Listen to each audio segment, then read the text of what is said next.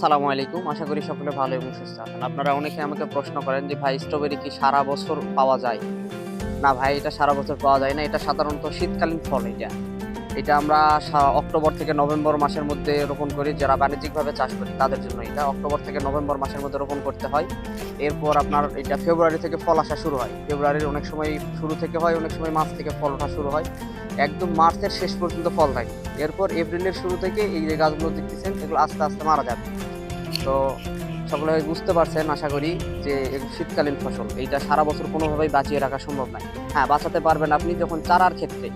এইগুলা সরাসরি সূর্যের আলো বা সরাসরি আকাশে বৃষ্টি এই গাছগুলোতে পড়লে গরমের সময় গাছগুলো মারা যায়। তো গরমের সময় আমরা পলি হাউস করে রাখি। পলি হাউস করে রাখার জন্য আমরা গাছগুলো বাঁচিয়ে রাখতে পারি। আপনারা যারা ছাদ বা বারান্দায় রোপণের জন্য অল্প কিছু পরিমাণে চারা নেন, তাদের ক্ষেত্রে তো আর অবশ্যই সম্ভব না ভাই।